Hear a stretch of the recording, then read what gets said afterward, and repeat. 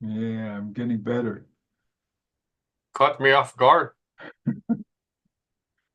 Okay, welcome everybody. This is Lance Luke and Martin Pea, part of the Ask the Building Expert webinar series. And we have a nice topic today on condo remodeling.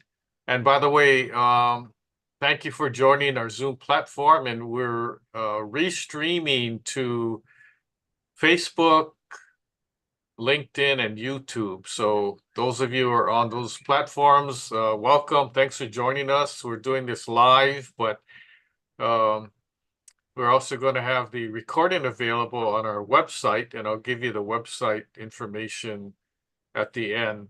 So our topic today is very interesting, especially in Hawaii. And thank you for those of you who are attending who are not from Hawaii.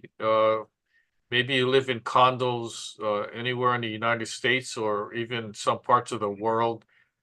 This may also be applicable to you because there's condos all over the place. My wife and I, uh, we were in Europe maybe a couple of weeks ago, um, and I realized that there's actually condos in different parts of the world that we actually visited, London, UK, Portugal, Spain.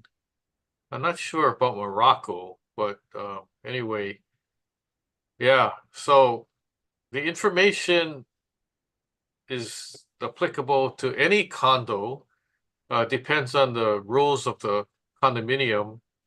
And believe it or not, there's so many condos in Hawaii.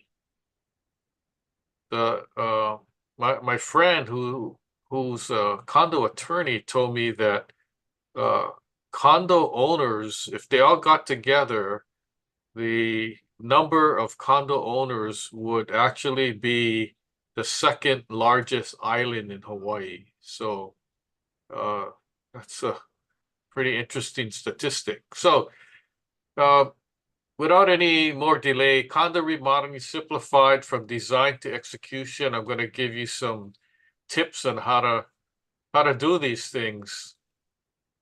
National Building Expert, Ask the Building Expert series. And why do we even present these kind of webinars? Well, it's presented by Construction Management Inspection, which is a Hawaii-based construction management and building inspection services. And we do this to actually help building owners, property managers, realtors, developers, real estate attorneys, anybody who and has anything to do with a condo or a building. So if you're a condo owner, a realtor, rental agent that deals with condos, property management companies, uh, you could benefit from some of the information. You may be on one side or you may be on the other side as a condo board or board member or a property management company managing a condo association. So let's get right into it. So you own a condo or you manage a condo, and it's getting kind of old. There's things that are not really to your liking. It's outdated. Some of the design elements or flooring, for instance, like you have carpet and it's old already, and the new thing now is laminate vinyl tile, LVT. You want to upgrade, make it look more modern looking. So do you just go in and change it, or are there design guidelines that you have to follow? So let's talk about some condo design guidelines. What do you need to be aware of? Some of the things that you need to be aware of, like for one, is you can't just go and just do whatever you want, right? Although you own the condo unit, you don't own the whole building. And believe it or not, you don't own necessarily the walls or the floor or the ceiling. Uh, because that's considered part of the building and a common area. So these are the kind of things to look at or to be aware of. Even if your condo building does not require these things, it's, specific guidelines. It's good to know what they are to be aware. Structural components, you don't go and knock down walls or drill holes in a wall or ceiling or floor without getting approval. Because what happens if you drill a hole in the floor and you start drilling through rebar or post-tension cables and create a structural issue, a safety issue? Okay, so be aware of these things. Also, if the wall or ceiling or maybe the flooring has hazardous material, that's something to be aware of too. If your condo building was built before 1977, 78, there's a chance that the walls and ceilings may have asbestos-containing material and even some of the flooring. So, for example, a building that's built in the 60s has this 9x9 floor tile, these colored dots and all that. That may be asbestos-containing floor tile. And then the stick-on stuff, which is mastic, is normally black, and they use that to stick the tile onto the floor. That mastic may be asbestos-containing material also. Your popcorn ceiling may have asbestos in it. Your walls may have asbestos in the tape joints where your tape is, or some of the mud, the drywall, that the powder that they mix together and plaster to finish the drywall, that may be asbestos-containing material also. So be aware. I've even had projects I worked on that when we tested it, there was asbestos in the window caulking, right? Or some of the stucco exterior wall. And when you're working on a high-rise building, how are you going to mitigate that if it's on the exterior wall? So that becomes an issue. Now, the second common thing to be aware of is the flooring. You're going to change your flooring, like I mentioned. Yeah, you don't like the old shag carpet. You want to upgrade it to something more modern looking because you went to a home show, or you visited a friend and they had nice looking laminate flooring, maybe bamboo or koa look or something like that, and you're interested in that. So you want to redo your house. Now, be aware that there's sound mitigation guidelines, and you need to ask your condo board what the guidelines are so you can be prepared and make sure that when you do your flooring, you put in the right insulation and the floor covering, and the whole flooring system meets the sound guidelines of your condo building.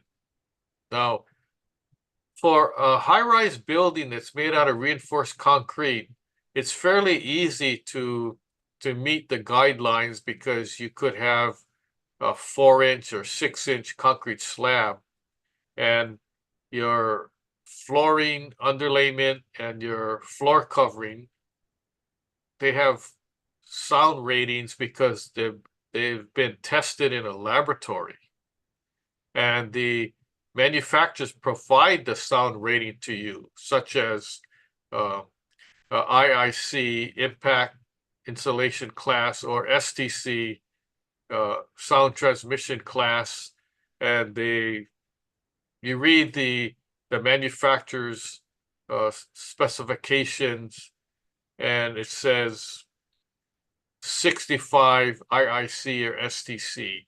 Okay, and if your condo guidelines say you need to meet a 60, then you're okay.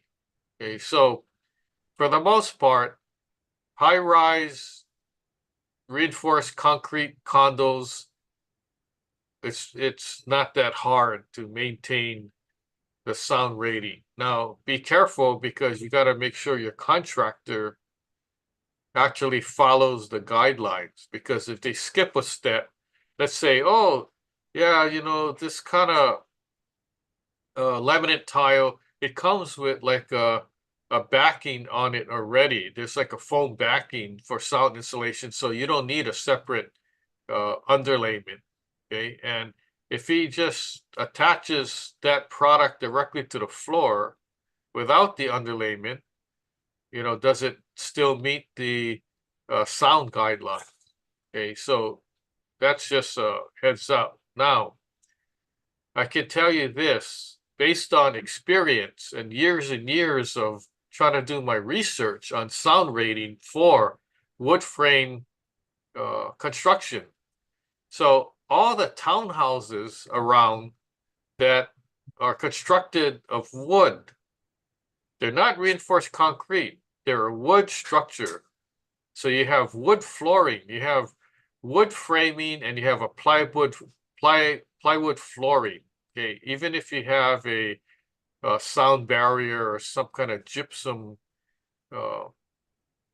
soundboard on top of the wood flooring, it's almost impossible to figure out what the sound rating is.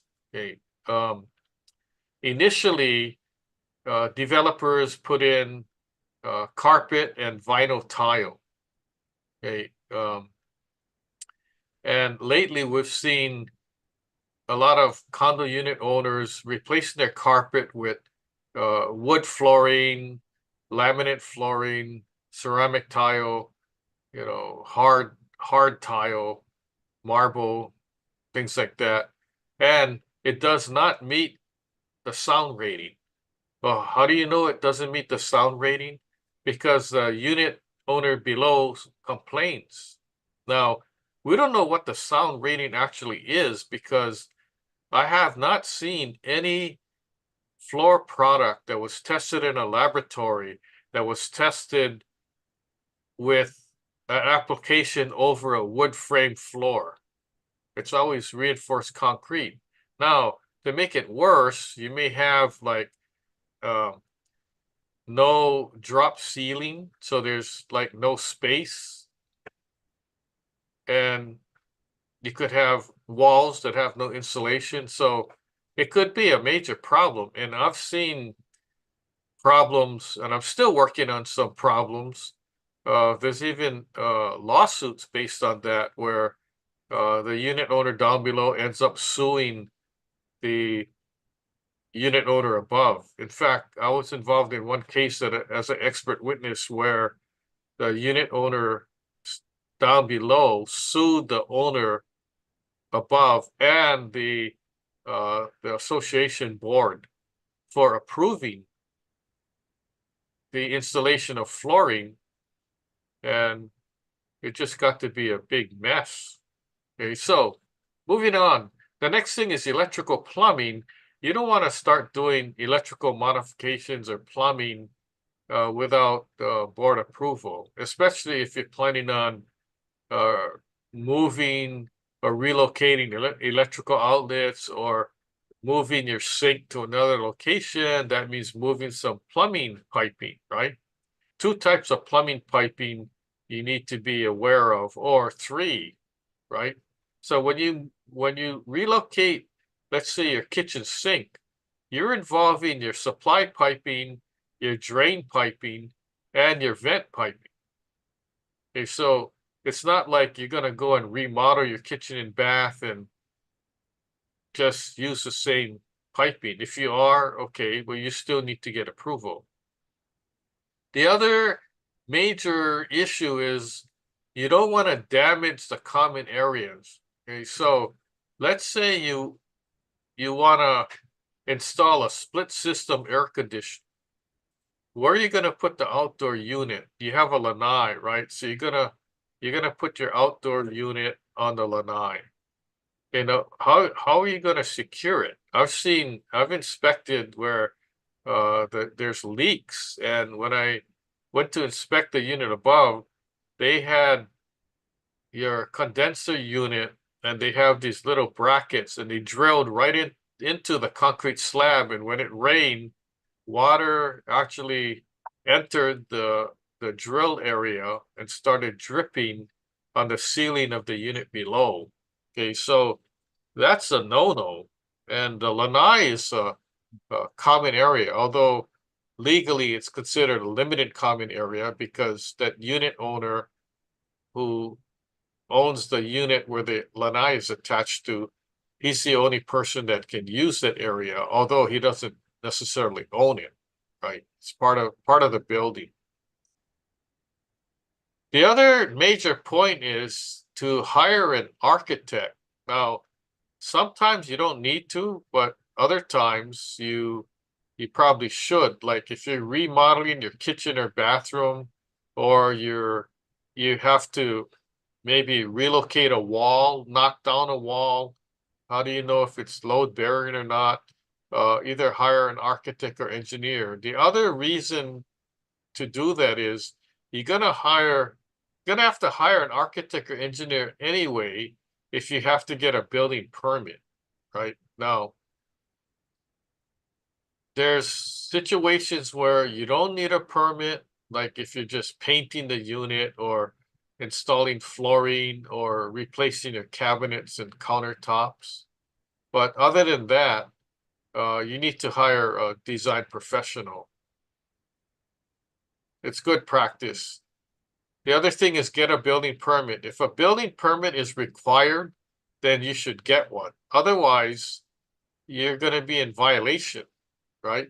Now, plenty condo owners think that once they get the association to approve, then that's their permit. But there's actually two types of approval needed. One is your condo association has to approve whatever work you're doing. And number two, the city and county of Honolulu needs to approve. And that's the building permit issue. So just because you got the condo association to approve, that doesn't mean the city approved it. In a lot of cases, condo unit owners never got a permit, and it becomes a problem. When? Well, when someone complains or if they're selling the unit. So let's say a bathroom was remodeled. The unit owner never got a permit, then he decides to sell the unit. The buyer and the buyer's real estate agent asks the question, did you get a permit for it? If so, can you give us a copy? And the unit owner says, no, I didn't get a permit because, my contractor said I didn't need one. Now, that becomes a problem because a permit was required to remodel the bathroom. So now what happens? They're going to have to get a after the fact permit, or the buyer is just going to buy knowing that there's no permit. Okay, so it could get kind of sticky. So make sure you do things the right way. If you're in doubt, you can go online and ask the building department if you need a permit, or read their brochure, or contact a consultant. A lot of times your contractor will say you don't need one, but they're giving erroneous information because they want to do the work, right? So if you're a contractor and you have to wait a year to get a permit, that means you're not getting paid for the job, right? So you just want to do it. So that's the reason why a lot of contractors say, well, you don't need a permit. You're only gonna remodel. I'm actually a construction consultant that reviews design applications for a bunch of condo properties, and it's pretty funny what the unit owners tell me that their contractor told them. One is, well, you're only replacing like for like, so you don't need a permit, right? So in other words, you're only taking your old bathtub out and putting in a new bathtub, so you don't need a permit. Or we're only doing maintenance work, so you don't need a permit. Or you don't need a permit because we're not doing any electrical or plumbing work. And I'm like, okay, so can you tell me how the contractor is going to remodel your bathroom and your kitchen without touching any plumbing fixtures? Right? According to the plan that you submitted, you're going to gut the whole kitchen, remove the kitchen sink, right? The disposal, and install a new dishwasher. So how is he going to remove the kitchen sink without touching any plumbing? Oh, yeah. Well, he's going to have to. Yeah, I guess you're right. Well, look at it this way. He's going to have to disconnect. He's going to have to touch the plumbing. He's going to have to disconnect the drain line, disconnect your supply piping, right? Disconnect everything connected to plumbing. Remove your kitchen sink and your cabinets and install a new one, then reconnect the piping. Is he going to change any P-traps? Is he going to change any plumbing? Oh, no, he's not going to change any of that. Okay, so what doesn't the work still involve touching plumbing? And what about the outlets? You said that he's going to change the outlets to the new convenience outlets now, and then you don't have enough, so he's going to install 2 more outlets, by your counter, because that's not original. So how can you say that they're not doing any electrical work? Oh, well, the contractor said they're doing minor electrical. Okay, so let me fill you in on this. There's no such thing as minor or major electrical as far as getting a permit. Okay, the building permit requirements say any electrical work you still need to get a permit and a licensed electrician, as long as it's meets the threshold. So that's the difference. Okay, now in reality, there is minor and major electrical work, but for the purposes of permit, it doesn't matter. There's no such thing as minor electrical work when you're applying for a permit. You have to list down what you're doing, changing outlets, changing light switches, taking off a chandelier and reinstalling it. Well, doesn't it involve hooking up wiring? If it does, then that's the electrician. And the contractor may say, well, I know how to do it. Okay, well, that's fine if you know how to do it, but do you have a license to do that? Do you have a separate electrical license? I know you're a general contractor, but under your general contractor's license, there's no um, allowance for you to do plumbing or electrical work. How do I know? Because it's been like that for years, right? You can do drywall work, you can do carpentry work, right? Okay, so enough about permits. Finding a good contractor. Now, I wrote a book on working with a contractor where if you go to our website, you can download it for free, and it has a lot of specific information. But for now, when you're doing condo remodeling, you want to find a licensed contractor, right? You don't want to hire a handyman who's not licensed and maybe doesn't have the proper insurance. When it comes to insurance, I'll talk about that in a little while. So finding a good contractor, you want to ask for credentials and licensing, right? And verify the license, verify the credentials, ask for references, and call the people up or email them. Hey, I'm looking at possibly hiring this contractor. He listed you down as a reference. What can you tell me about the guy? Did you have a good experience? Did he finish the job on time? Was there any change orders? Was there any construction issues that you had? Did he finish the work? Did he come back and fix things that weren't right? Things like that. Okay, so verify the license. Now, some general contractors have specialty licenses too. So you want to make sure if your general contractor is going to do the flooring, right? Make sure he has a separate flooring license. If not, he should sub it out, right? It doesn't matter if he knows how to do the work or not. Experience and portfolio. Make sure you verify contracted terms and agreements. One of the key elements is how much is the job going to cost?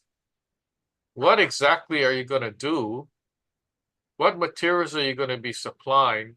What is the warranty on the materials? What is your labor warranty? How long are you going to take to do the job? What is the whole schedule from beginning to end? And how am I going to pay you, right? Am I going to pay you every month? I'm going to pay you half now and half at the end? You know, what is the deal here? Permit and code compliance, insurance and liability. Make sure that your contractor has both workman's comp and general liability. A lot of one-man operation, they only have general liability, they don't have workman's comp. And you want workman's comp because if they get hurt on the job, you're the one that's going to be their insurance carrier. Okay, so be strict about that and make sure that don't just say, except, oh yeah, I have insurance. Make sure that you get a copy of their certificate of insurance. It's called a COI, which stands for Certificate of Insurance, and read it and see what the coverage is. And also look at the dates of expiration. I've seen many where they submit it and they submit their insurance and the date is like the insurance expires before they even start the job. Okay, so you want a renewal. And then project management. If the job is big, you want to make sure that you hire your own project manager. Okay, so that's going to be very helpful. Now, there was a question that came up, and let me stop right here to answer the question. It came in on the chat. If I'm hiring a general contractor, how do I know if he's hiring licensed subs? Is the homeowner responsibility to make sure the GC is hiring licensed subs? Very good question. Okay, so the answer is, in the beginning, when you're talking about your contract terms, right, you make sure that your general contractor states who's going to do the work by providing a list. Is the general contractor going to do everything? I don't think so, right? So, in other words, you look around at what the scope of work is. If it involves electrical, plumbing, painting, flooring, he needs to list down.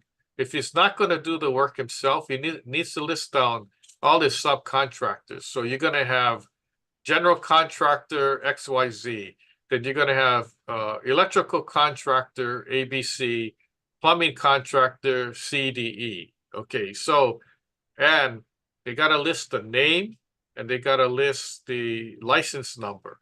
And you want to get certificates of insurance for all your subcontractors. Okay, so I'll give you an example. I was working on this expensive condo, which was about $1 million renovation work. And they used like 20 subcontractors. I asked for certificates for each one of the contractors, and the general contractor said, "Oh, we don't normally ask that." And I said, "Well, you should, because what if one of your subs isn't properly insured, and something happens on the job? There's a claim. Guess what, pal? They're going to go after your insurance." Okay, so you want to be protected. So not only is protection for the general contractor, it's also protection from the condo unit owner, and also it's a protection for the condo association. So that's why the condo associations require you to provide your contractor's insurance, because they don't want to be left holding the bag when there's a claim. Okay, so that's a good question. And ask before the job starts. You want to verify all the subs, because sometimes the general contractor doesn't even know that one of his subs is not licensed, or his license expired, or he doesn't have the proper insurance. Okay, so look at the scope of work and see what's involved. Believe it or not, okay? Believe it or not, you're doing a renovation work. So let's say, look at this picture here on the screen, okay, if you can see it. This was a remodeled condo, and they painted, you know, the ceiling and walls, right? They redid the flooring. It has a brand new kitchen. Okay, so what does that tell you? What work was involved? Okay, general construction. They put in new cabinets and countertops. Okay, I mean, they didn't go for expensive looking. It's like kind of a low end kind of deal because they wanted to spend money on the flooring. Okay, so this involved painting, a little bit drywall repair, electrical plumbing because they did kitchen remodel that involved electrical plumbing and flooring. Okay, so your general contractor could install the cabinets and countertops without using a sub. They needed to use a sub contractor for plumbing and electrical, and they did their own flooring. Okay, is the general contractor allowed to do flooring? Well, that's debatable because there's a separate contractor license for flooring. Okay, so you may want to, do more research on that. So, yeah, that's just to give you an idea. Okay, moving along. Bath kitchen remodels, like I mentioned. For bathroom, you want to have a good designer plan. If you're just changing everything and upgrading it without really changing any of the location of any fixtures or anything, okay, then it's a lot easier. So it involves plumbing, electrical, plumbing fixture selection. You want to take out all your old fixtures and replace it with new fixtures, tile and flooring.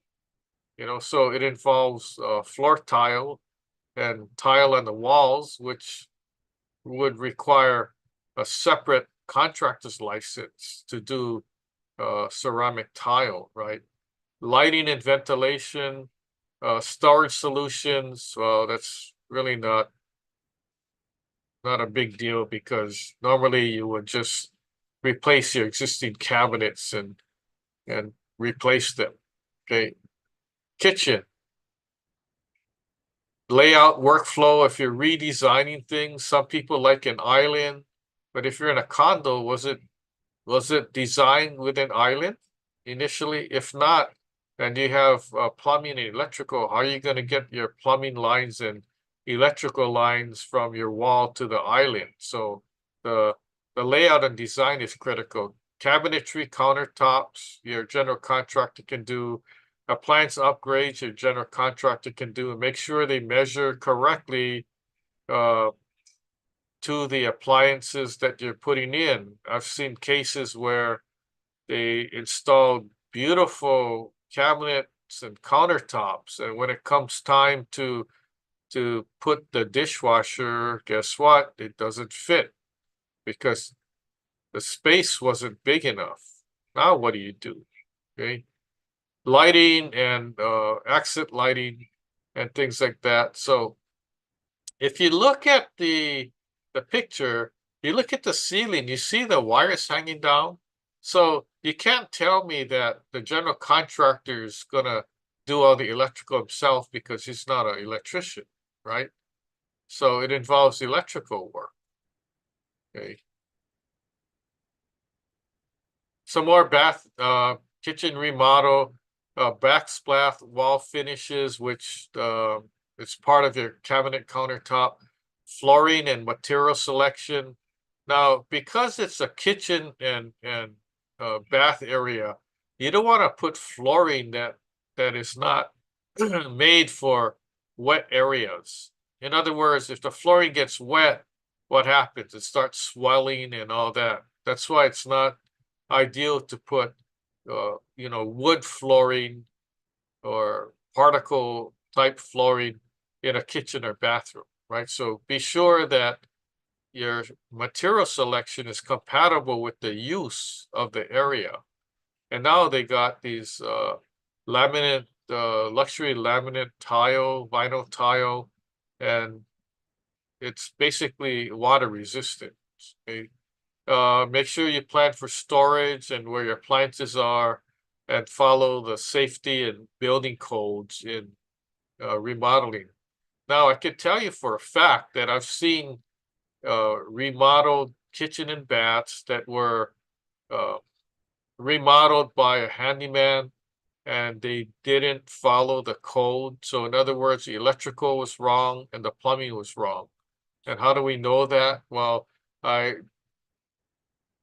was a construction manager of a total repiping project on many high-rise buildings where we had to cut open walls to replace their drain piping.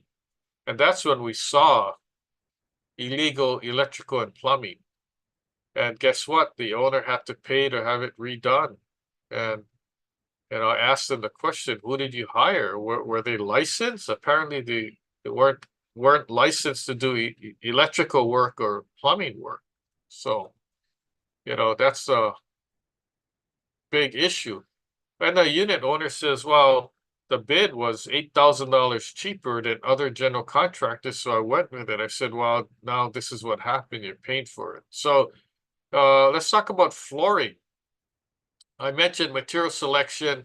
Make sure that you know what the insulation method is, subfloor preparation. There's also a transition and trim. Are you going to have baseboards? What kind of baseboards are you having? Make sure underlayment, and the big issue is make sure you comply with the condo board's sound transmission requirements. Let's talk about air conditioning. Your unit doesn't have an air conditioning system and you want to install. You want to put in either a window wall unit or a split system. Okay, how does the split system work? How does it get installed? Well, you have two units. You have an indoor unit, which is called a fan coil unit, and you have an outdoor unit, which is a compressor. Now, why is it called an outdoor unit? It's because it has to be installed outside the building, right? So if you have a lanai, normally it's installed on your lanai slab, right? Or somewhere on the outside. So make sure you verify the system, the installation location, sizing and load calculation. And if it's a split system, there's no duct work. If it's a central air, then you have ducts. So make sure you get board approval for installation, because older buildings, they might not allow you to install a split system because the building initially wasn't designed to handle any additional load for electrical. Now, I've seen situations where I get a call saying, oh, we just installed a split system AC, and when we run our disposal, the lights start dimming. And I'm like, okay, well, that's not a good sign. And then I go to check it out and come to find out your main for all the units was only a 50 amp main, and they did not have any provision for installing a air conditioner.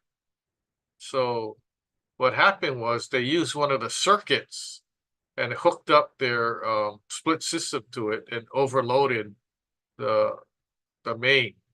Okay, so make sure that everything is calculated, and if you don't know, ask the contractor. And if the contractor doesn't know, then you need to hire an electrical engineer to help you. You don't want your whole building catching on fire, burning down because you failed to follow the guidelines. Okay, so anything electrical could cause not only a shock hazard, a fire hazard. Speaking of electrical, you're gonna replace your outlets, you're gonna add in more outlets. You may need to upgrade your circuit breaker, installing additional lighting, ground fault circuit interrupters, which is a safety type outlet in your bathroom and kitchen. It has those test buttons, test and reset. Very important.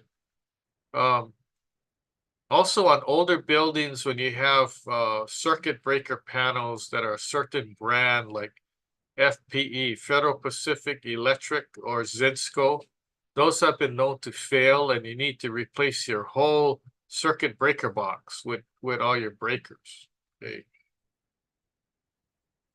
Plumbing, fixture selection, piping inspection, drainage and ventilation. You might want to consider replacing your water heater, and then be aware of your permit requirements and have an inspection done. It doesn't make sense to, if your condo unit has its own water heater, you're going to remodel your kitchen and bathroom, and you don't put in a new water heater and it's original, I would recommend replacing your water heater, because it could leak or go out at any time, and now you have no hot water. Or what's worse is you don't know it's leaking until the unit below you knocks on your door and said, "Hey, I got water dripping from my ceiling. What's going on?" And when you go to your water heater, you look, and it's a whole leak, right? Because the pipe was corroded. How about that 4-letter word, mold? Okay, so when you're remodeling and your contractor finds mold in the wall, because they're remodeling your bathroom or kitchen, you want to make sure that the mold is tested. Or if it's not tested, just cut it out and remove it and replace the drywall. Okay.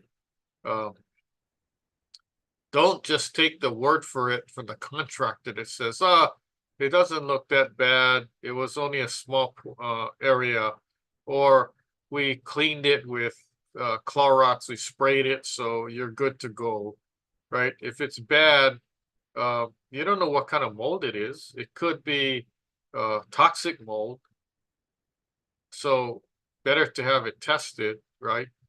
Or just have the wall removed, right? There's cases where they actually cleaned the wall, sprayed it, and then when the drywall got wet, the mold grew again. Okay, so just be aware. And that basically wraps it up.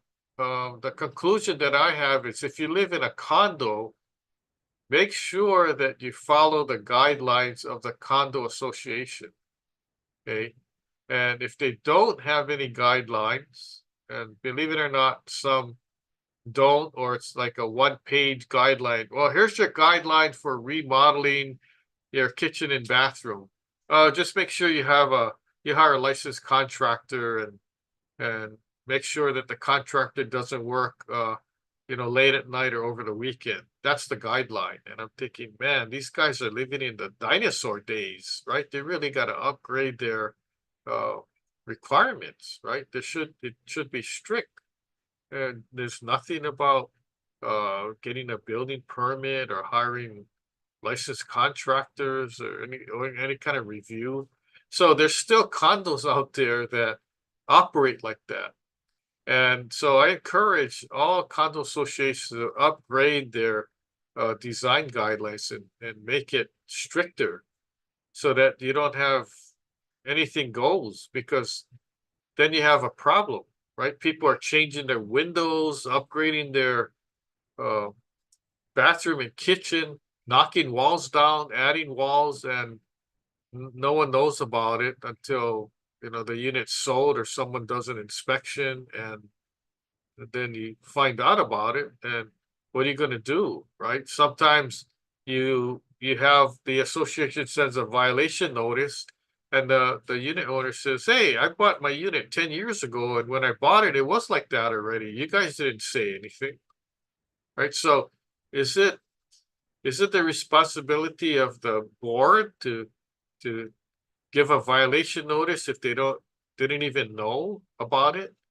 Or is it the responsibility of the unit owner?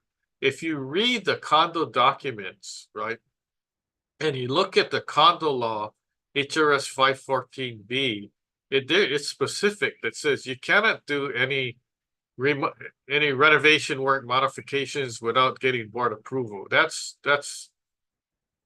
number one. And then if you read your condo governing document, your declaration, there's a clause in there that's basically says the same thing.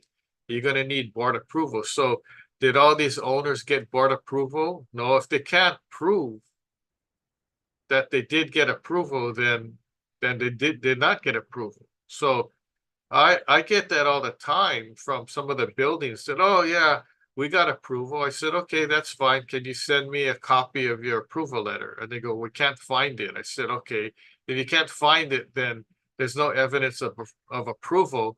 Fill out a new application. And then they get all bent out of shape. And I said, I didn't make any of the rules. I'm just following the rules that are set forth by the board. So that's basically it.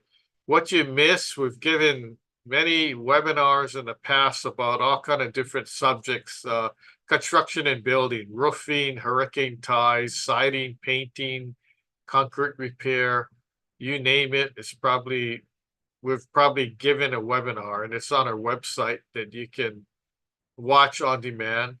What's coming up? We got a whole bunch of topics covering construction, building, and maybe some real estate stuff too. So go to our website and check it out. Here's our website, askbuildingexpert.now.site. We got a whole bunch of webinars on demand.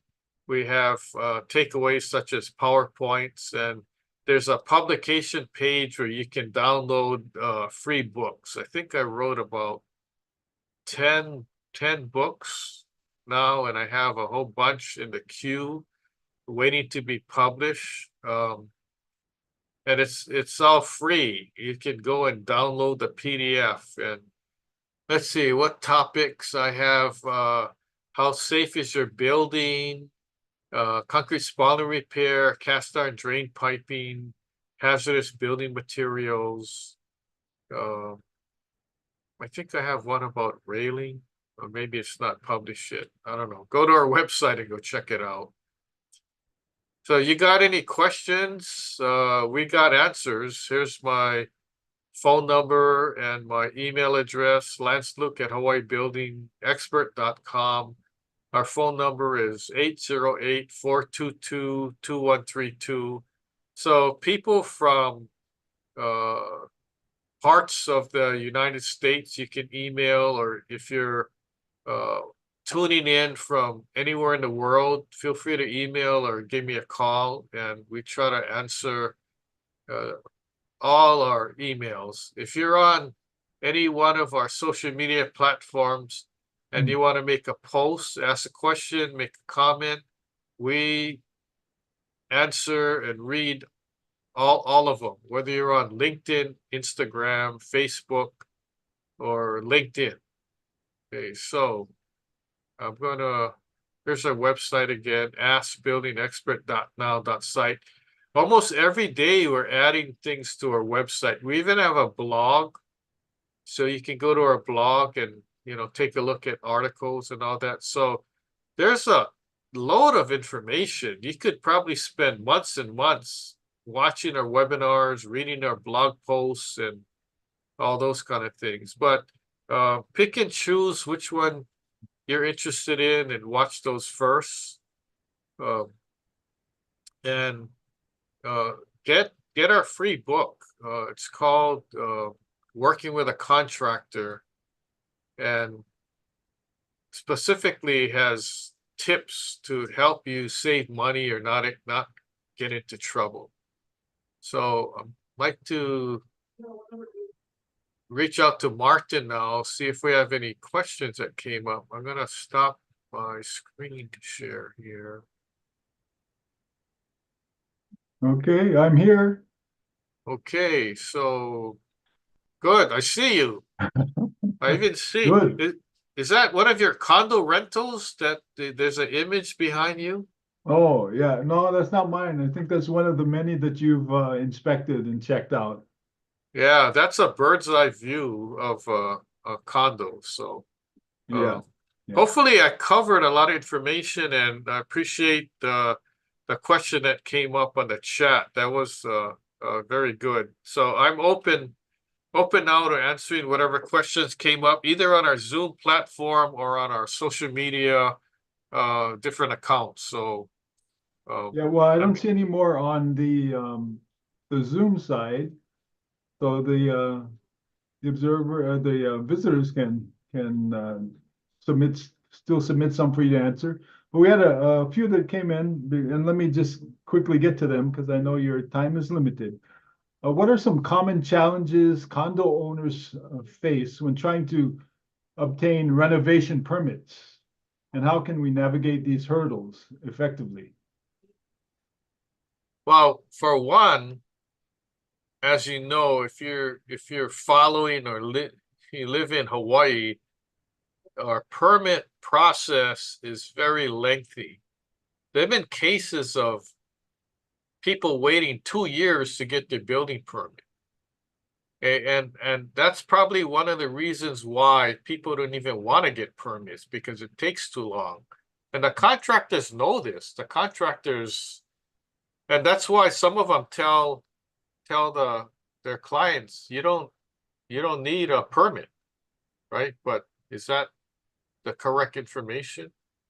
Probably not. So um, the permit issue, it takes a long time, so make sure that you apply as soon as you can. And the other thing is, well, what was the other question? Or they just wanted to see how to navigate the hurdles. What secrets do you have to get the permit? Are there any? Well, it used to be you kind of pay extra money, or you take Manapua or candy, or take them golf or whatever, but now, that's not allowed. It's considered like a bribe. So it's very hard right now. And what I'm doing is on my major projects, I actually uh, recommend to the client to hire a third-party review person and also a permit router. So in addition to hiring a contractor, we're paying thousands of dollars to have a person follow the plans and route it. And recently, the building department changed the process, and everything is online now, which makes it easier to find out what's going on, but now harder. Uh, it's supposed to be easier to get the permit faster. And the mayor actually, in his State of the City address, said he's gonna, revamp the program so the permits are gonna be shorter now. But I've yet to see uh, shorter time in getting permits. Um, I work on big projects, so I'll give you an example. If a $3 million piping project, we applied for the permit.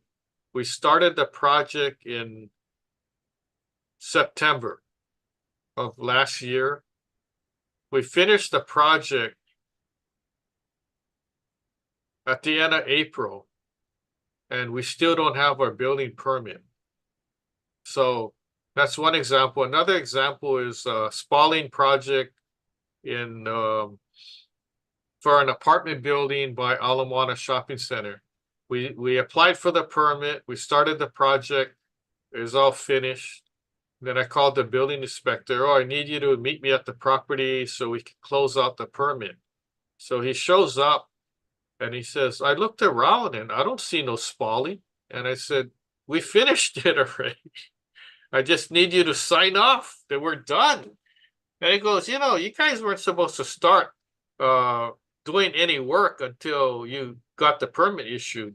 I said, yeah, but we actually wrote that it was an emergency and we started the work. And he said, oh, okay, well, was it really an emergency? And I showed him some pictures and I said, yeah, look at this. We've got railings ready to fall off and um, major spalling work on our walkway. He goes, oh, okay, fine.